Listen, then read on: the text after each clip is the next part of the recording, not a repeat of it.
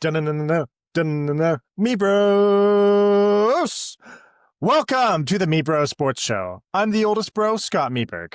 I'm the middle bro, Kurt Meeberg. And I'm the youngest bro, Brett Meeberg.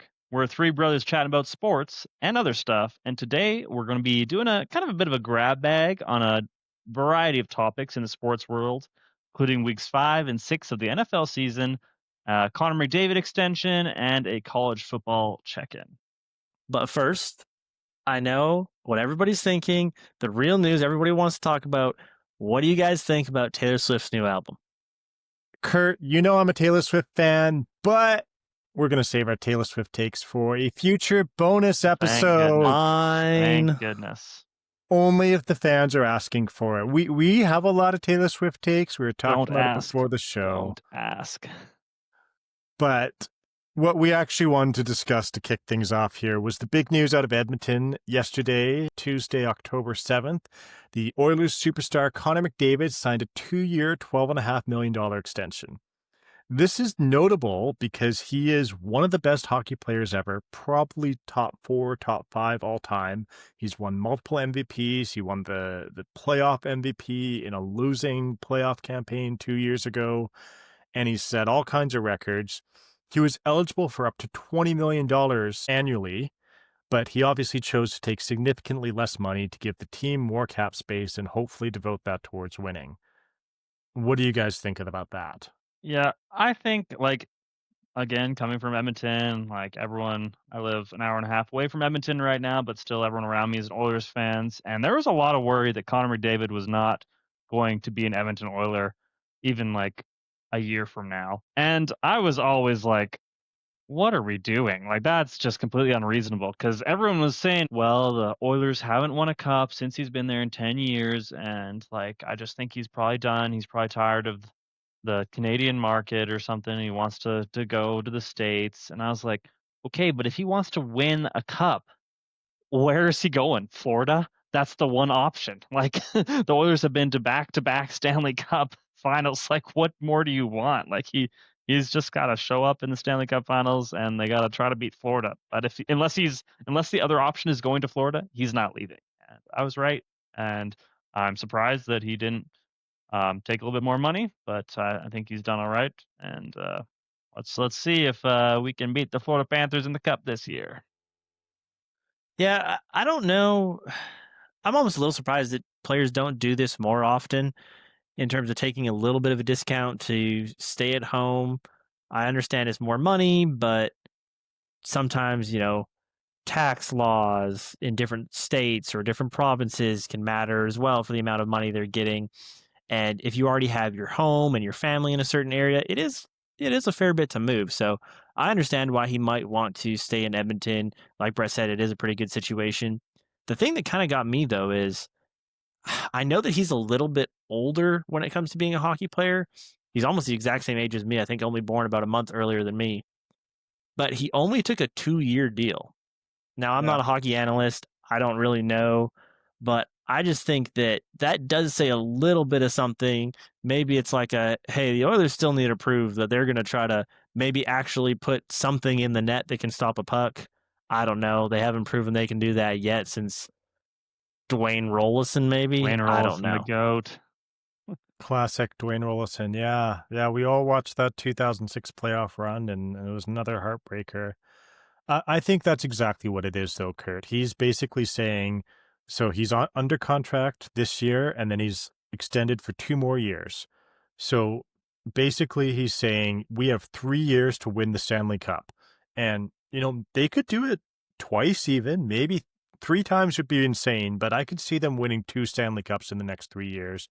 And after that, he'll probably sign a longer extension. If they don't win a cup in the next 3 years, he's going to be gone. He's going to be signing for probably as much money he can make in a bigger market, get all the endorsement deals and everything.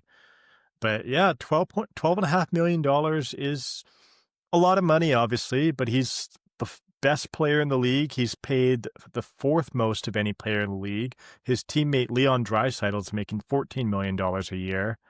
So it's a really significant cap discount. It's similar to what Tom Brady did with the Patriots for a long time, where he'd was paid good money, but not top of the quarterback market money to help the Patriots build around him. Yeah, Connor McDavid also lives in quite a nice neighborhood, a neighborhood our grandparents have lived in for about 50 years. He moved in about 5 years ago, so we've all walked past Connor McDavid's house, and so I can understand. It seems like a nice house. I can understand why you'd want to stay at Edmonton. But let's And move on to some NFL topics. Why don't you take us there, Scott? yeah, so we were going to revisit our picks from last week. Unfortunately, all three of us picked the wrong sides of the Horrendous. matchups we chose. We are really having kind of a rough go of it This is this our year. last podcast. Actually, we're retiring this. We're we retiring picks. We'll we just are talk about pretty bad at this. We will talk about Taylor Swift from now on. We can't pick anything wrong there. I took the Chargers. They look pretty bad and ineffective against the Commanders. It was like 22-10, and the Chargers offense just does not look good without their top tackle, And I was Joe with you. Alt. I was on your team. I thought it wasn't going to be close, and it wasn't. Just the other way. Yeah, I mean, I liked that the Chargers from the beginning of the season, and as that offensive line has started to fall apart, they've started to fall apart as a team a little bit as well. So it's looking a little concerning for sure. Yeah, and I picked the Ravens over the Texans. Another just horrendous take. I just convince myself every week that the Ravens are what we've seen the Ravens the last 10 years. They are 1-4 for the first time since 2015, I believe. I looked that up.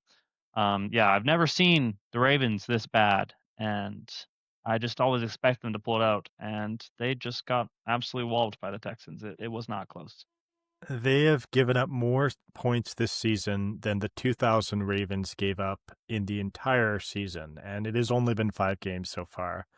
These Ravens, about the only thing they're good for is if you have a player playing against them in fantasy football. Insta start. Yeah, I believe the Texans had only scored 64 points in the first 4 games of the season and then managed to put up 44 points in this game alone. Kind of crazy. I will say, I agreed. I thought the Ravens would beat the Texans. I did, after we came on the podcast and said that, I did look at the injury report and was very much second guessing that. But I do think that with the Ravens not really being able to get any pressure on CJ Stroud and the Texans' offensive line kind of being their weak point, I think that played a big role in it. But the Ravens just don't look good in general. But the funny thing is, they're still favored to win that division. Yeah. 1-4 and still favored over the 3-2 Steelers or 3-1 Steelers. It kind of crazy, but Yeah. I went ahead and picked the Seahawks to beat the Buccaneers, and that was a great game. It really could have gone either way for much of the game, but in the end, the Buccaneers did end up pulling away and, well, not really pulling away, but winning at the end and beating the Seahawks. So I was wrong there as well. Yeah, the Buccaneers have won 4 games this season, and they have won each one by one score or less, and pretty much all of them have come down to the final play or the last couple plays of the game. We obviously weren't alone in making some bad picks last week. There were a lot of notable upsets, fumbles, and mistakes in the past week. For one, both undefeated teams coming into the week, the Buffalo Bills and the Philadelphia Eagles, lost. So my New England Patriots 6-2 prediction lives on for at least one more week, and they play the Saints and the Titans in the next two, guys. I'm feeling good about this one. We thought that a fun way to talk about what happened would be a quick kind of a draft or a round table talking about some of the worst and the funniest plays from week 5. Brett, you made the worst pick of all of us this week, taking the Ravens. Why don't you start us off?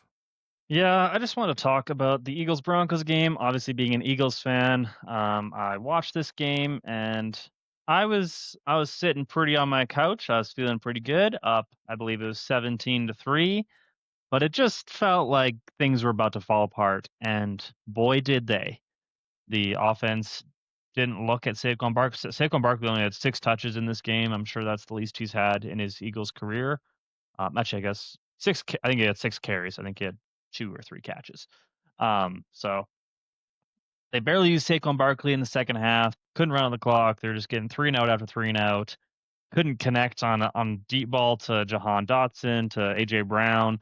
Defense was just giving up some crazy penalties and crazy plays, and Quinyon Mitchell was just getting mossed over and over by Cortland Sutton. It was quite embarrassing, actually.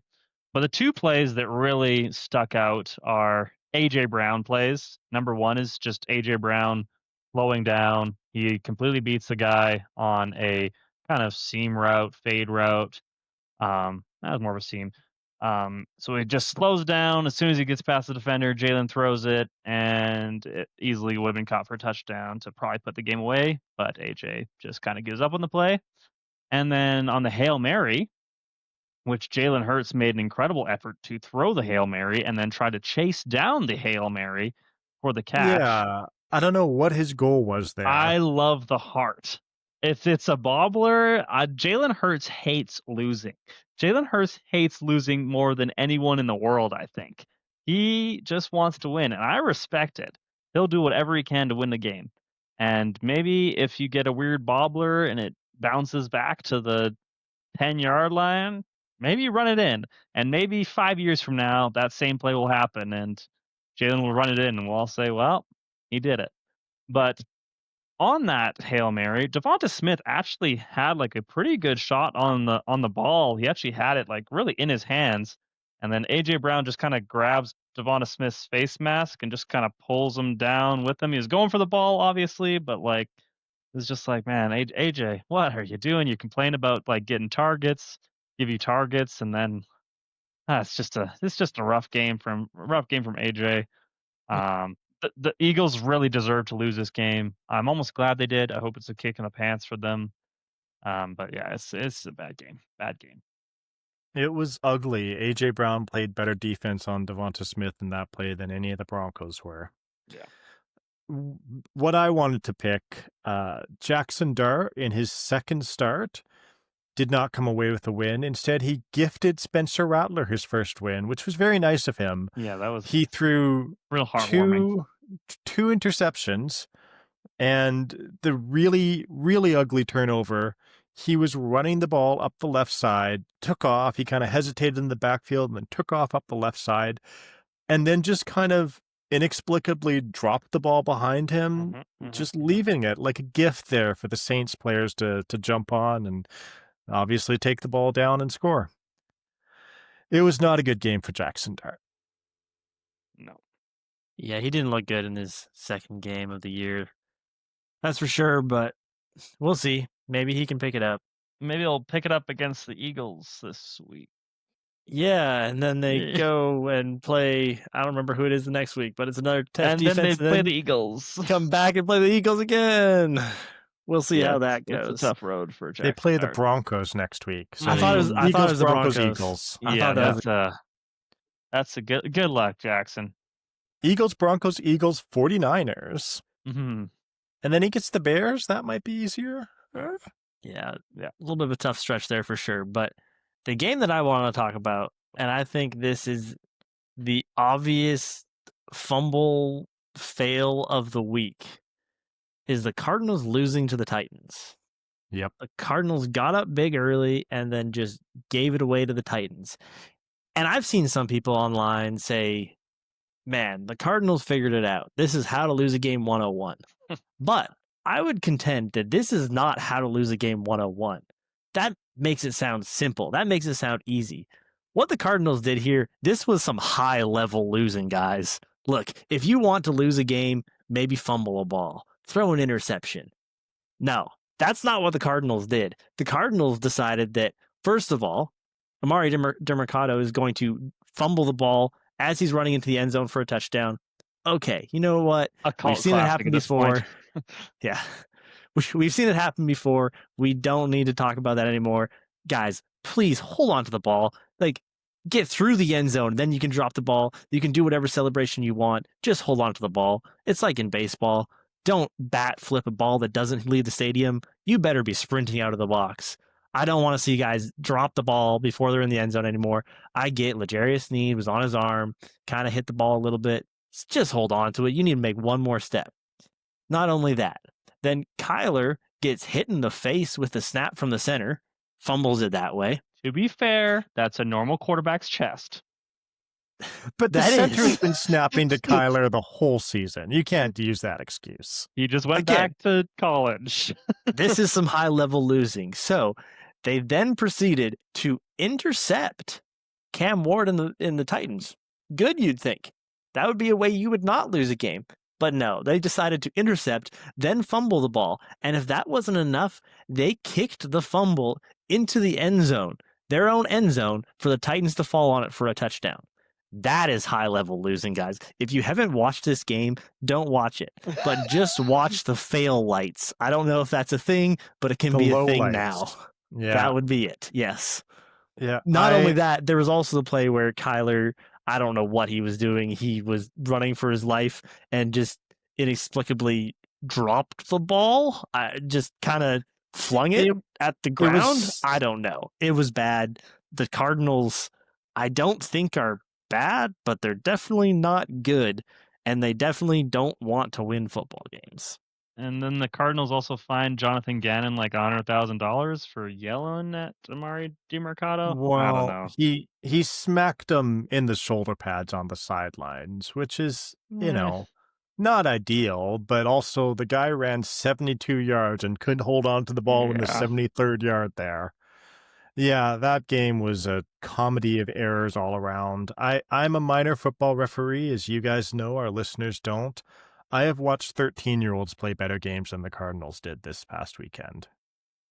Now, another thing, we don't need to talk about the whole game, but just a little thing I want to touch on. The Patriots, they've been known to cheat a time or two. They've been known to deflate a football a time or two, maybe spy on a practice.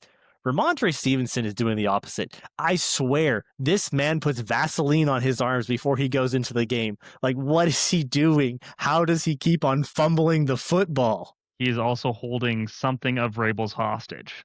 So I don't know what, but this man is baby oiled up, trying to slip the ball out of his hands any way he can, and yet he still keeps getting to play through 3 head coaches. I don't know what's going on. Get him next time, big dog.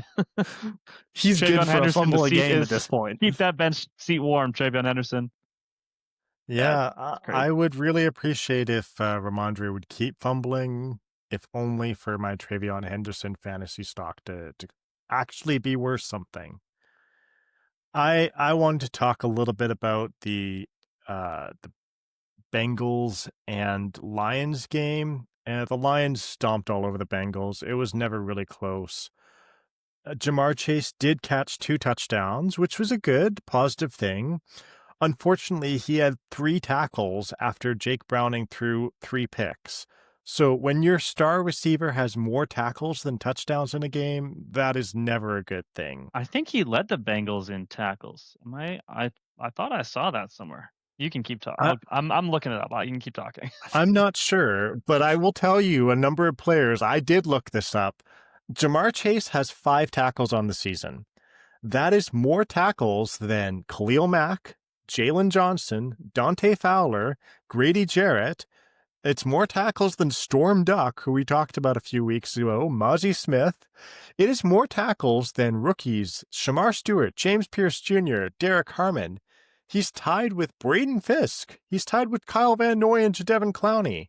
He only has 2 fewer tackles than Chris Jones and 3 fewer tackles than Micah Parsons. Like, this is insane. So the Bengals traded for Joe Flacco, which we'll talk about a little bit later. We'll see if that makes a difference. But I think Jamar Chase might need to continue working on his tackling skills. Yeah, it looks like Jamar Chase had 3 tackles, and there's 2 Bengals with 4 tackles. So he was tied for second on the team, or tied for third, I guess, on the team in tackles. But the Bengals, yeah, they don't look good. They had to go out and get a bad quarterback to replace a terrible quarterback. That team without Joe Burrow is just rough. The Jameis Winston disrespect has to stop. It has to. Yeah, Someone put Jameis Winston, give him the ball, please. So the Flacco trade. So I don't know if our listeners are familiar with expected points added. Basically, it's a way to measure whether what you're doing on the field is helping your team score points. Jake Browning was the worst quarterback in the league in that measure with like negative 0.42 expected points added. So the Bengals traded for a quarterback who obviously was better. Unfortunately, Joe Flacco is the second worst quarterback in the league in terms of expected points added, with like negative 0.41, negative zero point 0.4, something like that. They're getting better, I guess, but not a lot. I just don't know how much of a difference that trade is going to make. Yeah, they just were so done with Jake Browning. Just so sick and tired of it. I think Burrow might have made the call. Said, "Yeah, this boy's got to go." I don't know. I might be back for the playoffs, and this guy's not getting us there. The play that I kind of want to talk about, just a quick shout out, is the Trevor kind of falling to the ground, tumbling, and then somehow lunging into the end zone for a score. It's also really interesting that Chiefs star Chris Jones just kind of gave up on the play. Trevor fell, and Chris Absolutely. Jones just like watched him, and he was like, "Ah, no, he's gonna score," and he just did. And it was like, "Well, yeah, Chris Jones, you were kind of the guy that was supposed to be there." But yeah, incredible way to beat the Chiefs. I enjoyed it. I'm all on the Jaguars bandwagon. Here we are. I think the AFC South and the AFC North switched places this year, Yeah, and that's weird to say because the AFC South has been bad for many years. and the AFC North has been good for many Ma- years, but here we are. I wanted to give one more honorable mention shout out to Tyler Conklin for the Chargers, tight end. I'm not sure what was going on with him, but he was getting a pass from Justin Herbert, and in the middle of the play, he puts his hands behind his back to wipe them on a towel and then goes up to attempt to catch a pass. It bounced off his, I guess, very dry hands, and he did not catch that pass. So I suggest in the future, maybe just put your hands up and worry about drying them off either before or after the play and not immediately while you're trying to catch a pass. But maybe his hands were, like, so wet that he helped in getting them dry, but just still was not enough to get them dry. Thoughts? I honestly think soaking wet hands would have caught the pass just as well as trying to dry them and catch it at the same time. Yeah, and I'll give a quick shout out to my guy, Anthony Richardson. Got in for some garbage time against the Las Vegas Raiders. Proceeded to throw a pass that got batted up in the air that he then caught himself and ran for a first down. This is the second time he's done it. This happened last year, threw another pass, got batted up in the air, he caught it himself. I'm pretty sure the only person that can catch Anthony Richardson's passes is himself. At what point do the Colts just put that into the playbook? At what point do the Colts just put Anthony Richardson at receiver?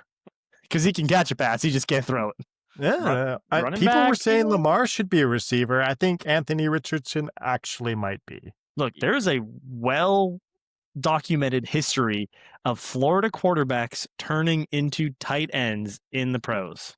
I don't know how well documented it is. Actually, it is. Felipe Is it more Franks than did Tim it. Tebow? Yeah, Felipe Franks, Tim Tebow. Okay. Really, thanks, yeah, okay. What's the other one? Not Jeff Driscoll. There's one other one. Early 2000s. Anyways, we're gonna each talk about a week 6 matchup we're interested in and kind of give our pick for the game. This week I went with the Seahawks and the Jaguars. I don't have like a ton to say about this game, honestly. The Seahawks, I think these are just kind of like two good teams. The Jaguars just seem to pull out games. Again, like I said, I'm on the Jaguars bandwagon. I just picked up Trevor Lawrence in a league. I just traded for Brian Thomas in that same league. I have Trevor Lawrence and Brian Thomas in my dynasty league. That team is terrible, but that's besides the point. I just think this is going to be a good game. I'm picking the Jags in this one to just pull out one over the Seahawks. And I think this is going to be a Travis Hunter breakout game. Either he's going to get an interception on defense or maybe he'll have a first 100-yard game on offense. I'm calling a Travis Hunter breakout game. I think the Seahawks are going to win. I think They've played good teams well for the most part. They could have easily won that Buccaneers game if a couple plays had gone a different way. They beat the Cardinals. They beat the Saints aren't anything special, but I think the Seahawks are good, and I'm still not totally convinced about the Jaguars. So I think the Seahawks are going to win this one. Yeah, this was one of the games I was thinking about picking myself because I do think it's a really interesting game, partially because these are two teams that I'm still just not really sure how I feel about them. Like they're both kind of good, but I'm not convinced they're that good, and I don't know when I will be. Like the Jaguars kind of bumbling a win against the Chiefs didn't really do much to convince me. And again, the Seahawks winning that shootout against the Buccaneers didn't give me a lot of They lost. true. They lost to the Buccaneers, They lost but that one, actually. that was especially not inspiring. Then I suppose. But what I was gonna say is that it's not inspiring for their defense because that is kind of supposed to be their calling card. So if they Yeah. don't have that, they're giving up that many points to the Bucks. It's a little bit And the concerning. Bucks are pretty injured. I think I'd probably take the Jags in this one, but I'm just interested to see the game and see if I can figure out something that I feel about either one of these teams. The game that I'm going to pick this week is Bengals Packers, not because I think it's going to be a good game or a close game, but because we talked earlier, Joe Flacco was traded from the Browns to the Bengals. He's going to start for the Bengals this week against the Packers, who he did beat just 3 weeks, it'll be 2 weeks ago in week 3 weeks in between starts. So we know, I guess he has it in him. Obviously, the Bengals defense is not the Browns defense, so I am not thinking it's going to go the same way. I'm going to pick the Packers in this one. I thought it was interesting, though. The Flacco trade is the very first time that the Bengals and Browns have ever traded with each other. They have a rivalry because the Paul Brown was the longtime coach of the Browns. The team is named after him. And then they fired him, and so he went off and started his own team and called it the Cincinnati Bengals. Mm-hmm. His son owns the team now. And is running that organization into the ground. It would be absolutely elite level trolling for Joe Flacco to beat the Packers with the Cleveland Browns, get traded to the Bengals, and then also beat the Packers with the Cincinnati Bengals. That would be crazy. I don't think it's going to happen. I think this game's like a 2-touchdown spread, but it would be that would be hilarious kind of game for sure. I'd love to see it. Yeah, I think it's I'd love to 14 and a half see. points favorites. I think that the Bengals are at least going to cover.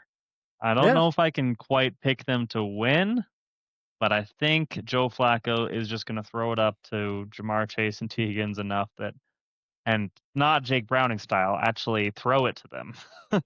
That it's gonna maybe be within 2 scores. That's my bold take. If he can just get it in Jamar Chase's general vicinity, that might be enough. Yeah, that's the thing. But the game that I'm interested in and I'm going to pick for this week is the San Francisco 49ers going to Tampa Bay playing the Buccaneers. San Francisco 49ers kind of surprised a lot of people. They beat the Rams in a kind of calculated game last Thursday night. They played pretty well considering all the injuries they have. Still, even this week, we don't really know what players they're going to have, but we're starting to wonder if it matters. And they're playing the team that has already shown us that maybe injuries just don't really matter because the Buccaneers have had a bunch of injuries and they're still rolling along. Baker Mayfield is pulling this thing together with duct tape and paper clips and whatever else he can muster and putting up a bunch of points against good defenses, coming back late in the game, winning games. I guess they're good. I don't trust them, but I think I'm going to trust them here. I'll pick the Bucks to win this one against the 49ers. Yeah, I think I would pick. It's a home game for the Buccaneers. Yes. Yeah, I think I would also pick the Buccaneers, but I could really see it going either way. I'm not sure who the 49ers quarterback is going to be. Brock Purdy's pretty hurt if he does play. Mac Jones was kind of banged up last week. So either way, I don't know what that 49ers situation is going to look like. And I think I'd have to lean slightly towards the Bucks. Kind of the battle of the two most hurt game teams in the league. The Ravens would like a word. Yeah, the That's Ravens. that is The true. That's a Ravens fair would point. like to have that The Ravens are like, hey, hold my beer. Hold my game. crutches. My pick for this game is if Brock Purdy plays, the 49ers lose, and if Mac Jones plays, the 49ers win. Brock Purdy, system overpaid quarterback. Mac Jones, GOAT. Kyle Shanahan's beloved, chosen son that he always wanted, but ownership and John Lynch, I can't get his first name right now. John Lynch decided to go with Trey Lance over Mac Jones. It was always Mac. Is Brock Purdy even hurt? I'm starting the conspiracy. Mac Jones plays this game, 49ers by 12. How many Super Bowls? I mean, I don't know about that. How many Super Bowls would the 49ers had if they just stayed at their draft position, taken Mac Jones and had the three picks, first round picks? Like they could have done At least 2. at least two. I'm all I in. mean, it's tough to play the what if game, but I It's don't know. actually very easy. We get to just randomly pick without any consequences. This off season, at some point, we will do a what if episode. We'll figure this thing out. But a couple other games that I wanted to just briefly talk about for the upcoming week are the Lions and Chiefs.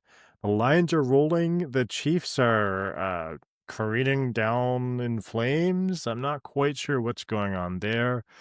It is a home game for the Chiefs. That's Sunday Night Football this week, so it'll be interesting to see how that one goes.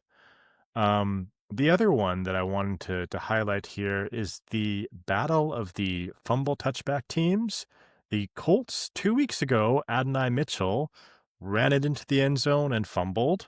Last week, we talked about the Cardinals. Emery Demercado ran into the end zone and fumbled. So we get to see whether both or neither of these teams get a fumble touchback. And how funny would it be if both of them did it? Most likely to get a fumble touchback player-wise, my pick, Marvin Harrison Jr. I think he's due. I could see it happening. Yeah. The other game that could be interesting in an ugly train crash kind of way is the Titans and Raiders because someone's got to come out of there with a win. I don't know who it's going to be, but someone's got to win that game. All I'm saying is if Red Zone throws that game on, I'm going to be upset.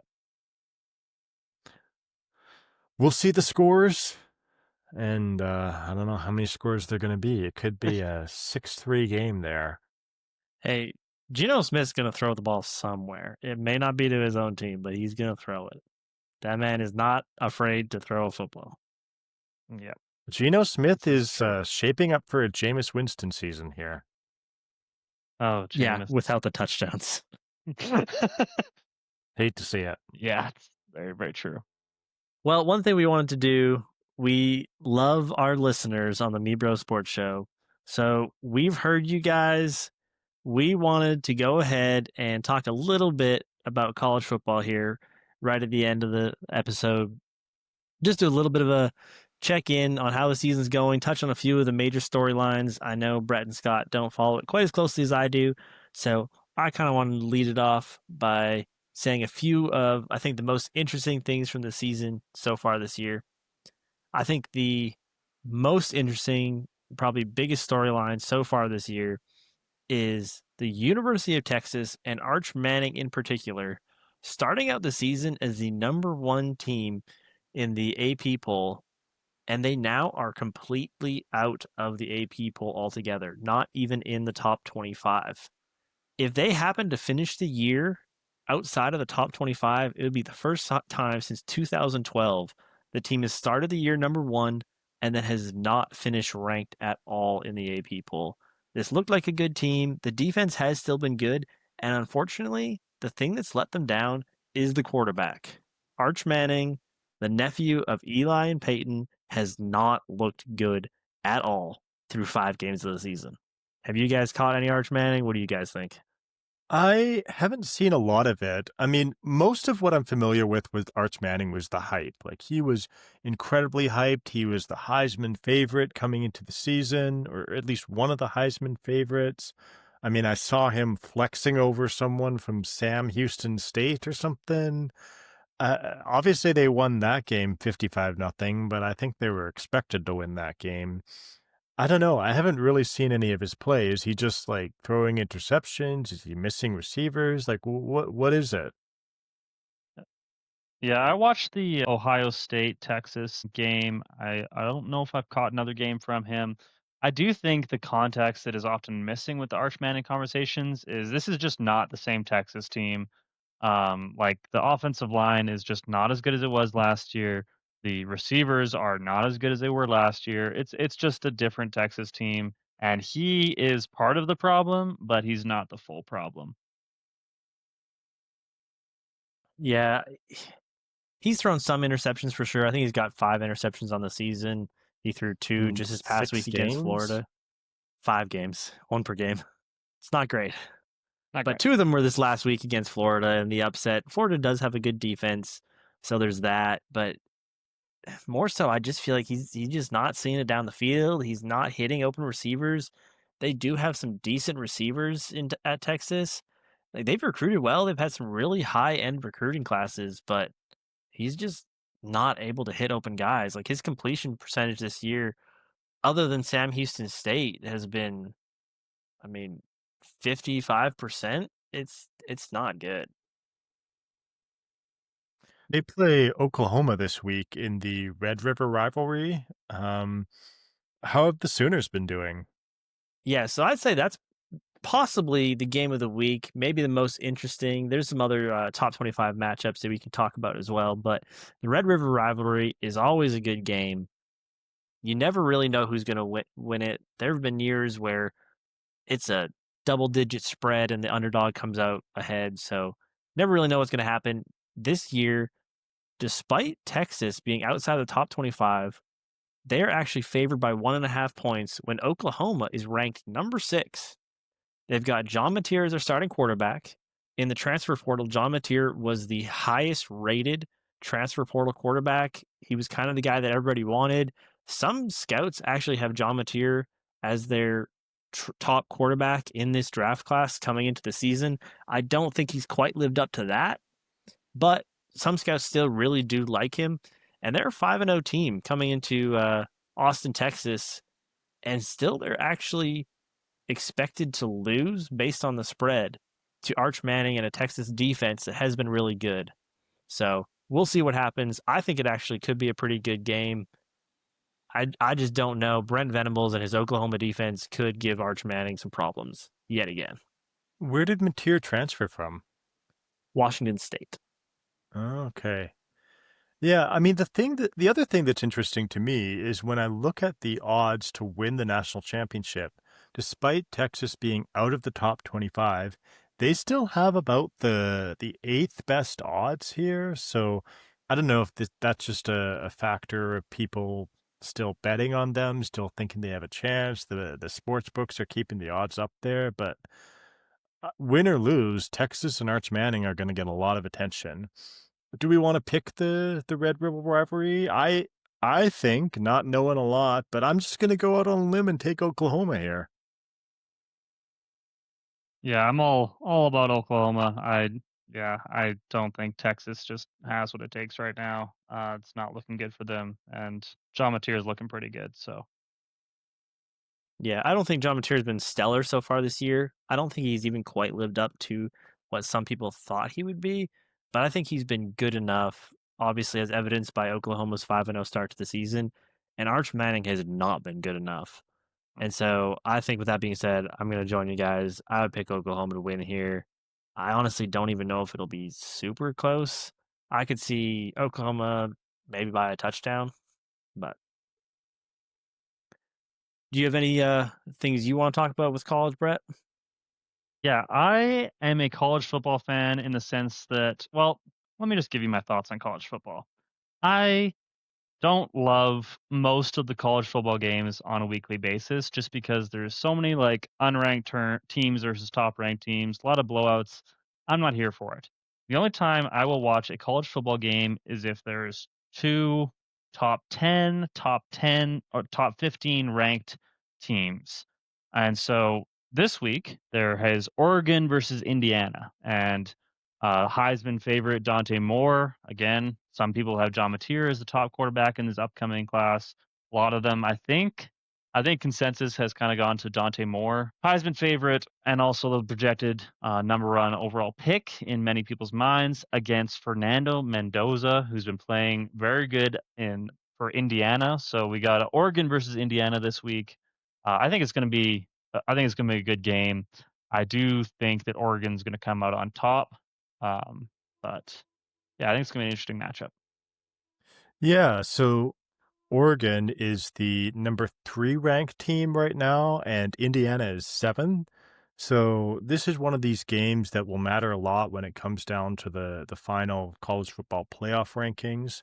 I think it's likely that both of these teams will end up in the playoff now that they've switched to 12 teams, but it'll be interesting to kind of get a preview.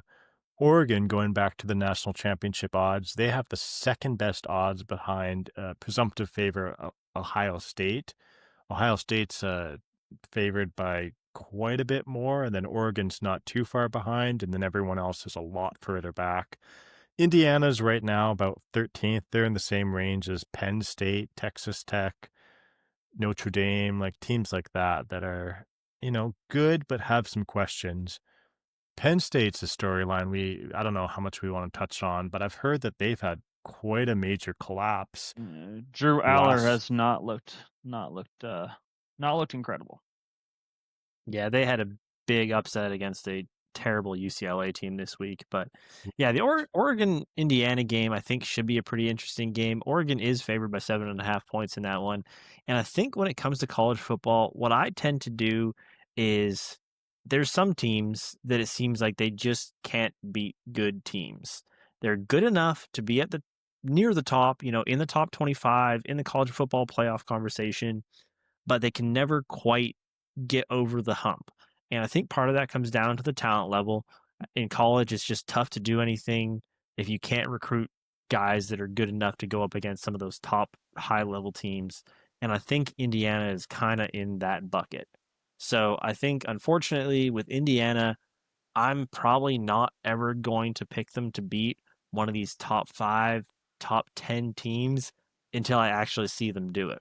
And I haven't seen Indiana do it yet, so I'm going to pick Oregon. Yeah. Yeah, that makes sense. I think I have to pick Oregon again, not knowing a lot. Dante Moore, the Oregon quarterback, is right now the Heisman favorite. And so this would be interesting to see how he does against another top team. And Indiana's got a pretty good defense, don't they? It's all right. I mean, yeah, it's good. I wouldn't say it's particularly stellar. They've got a lot of transfers they brought in. I think Kurt Signetti, their coach, is a really good coach. He's won pretty much everywhere he's gone. I think he would actually be a really good hire for some bigger jobs that could possibly open up here. But Yeah. Well, the last storyline that I think we wanted to talk about. So, as I mentioned, Dante Moore is the current favorite for the Heisman Trophy, the college football MVP. Second, right now in Heisman odds, is Carson Beck, the transfer from Georgia who went to Miami. Kurt, can you tell us a little bit about Carson Beck? yeah, Carson Beck, in some people's minds, going into last year, was the favorite to be the number one overall quarterback in that quarterback class. The quarterback class that, produced Shadur Sanders, Cam Ward, Jackson Dart. Those were the first round picks. Carson Beck was supposed to be at the top ahead of all those guys, and he did not have a good year last year until he got injured right at the end. But he had, I don't have the stats in front of me, but he threw a lot of interceptions and just did not seem to play well against good competition last year. 12 And he's interceptions last year. okay. And he played probably, what, 10, 11 games? Um, he But either had, way, he's been yeah. playing a lot better for Miami, and Miami kind of is one of those teams like Indiana, like a Penn State, where I don't really trust them to beat the good teams until I see them do it. And I know Miami is a storied college football program, but since I've been following college football, which is really only the past 10, maybe 15 years, I've never really seen Miami be good. I've never really seen them be the story program that they're supposed to be, but I think I'm actually starting to believe them this year. And the biggest reason is they are good on both lines of scrimmage.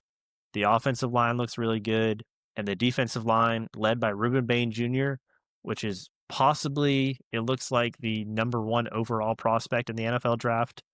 He looks really good on the defensive line. That offensive line is keeping Carson Beck upright in the pocket. He's picking teams apart back there. I think that helps him and helps him look really good as well. I So, think Ruben Bain, I want to say, has a 95.3 PFF grade, which, I mean, again, you can take PFF grades with a grain of salt, but that is something you can just give out there to say he has been absolutely dominant this year. Yeah. So Carson Beck, talking about last year, he played 13 games. He did throw 12 interceptions, but three of them came against Alabama in one game. Three of them came against Texas in another game. Three against Florida. And then he threw two against Mississippi State and one against Mississippi or Ole Miss. So he did have 12 interceptions, but they were only in 5 games. but it's the 5 games when they Against, actually played good teams. yeah, against Yeah, top that's teams. true. Yeah. So I do actually think Miami looks pretty good this year. They beat Notre Dame, who I'm not always convinced Notre Dame's good. They beat Florida. But I do think, again, lines of scrimmage, they look really good. I think they'll at least make the college football playoff. I don't know if they're going to win the national championship or anything, but I think they could make at least a run, maybe make the semifinals, possibly the finals. I don't think that's too crazy for Miami team that finally, like I said, in the past 10, 15 years, this is probably the best Miami team that I've seen, I think. Yeah, Miami plays Louisville this week. Miami's 5-0, Louisville's 4-1. Miami is, I'm not sure if we mentioned, they're second in the AP poll rankings. Louisville's not ranked, but 4-1 seems like they're still a decent team. Yeah, they're a pretty good team, coached by Jeff Brom. He came out of Purdue. They've been pretty good. They had a little bit of an upset actually, loss against Pittsburgh, I believe it was. So I think that could be a good game. I don't know what the spread is, but Yeah, so I think that's it for our college football check-in. We do appreciate the listeners who've left comments about that. If you want to leave a comment or an email or a voice memo, we'd love to hear it. We'd love to play it on the show. We'll respond to you, not just about college football, but whatever. So we do appreciate you listening. Is there anything else we want to talk about this week, guys? I think that's all for me this week. Like Scott said, if you have any questions or anything, you can shoot us an email. Email and our social media links should all be in the podcast description. So listen to us on Spotify, Apple Podcasts, anywhere else. Thanks for listening. Thank you. See you next time.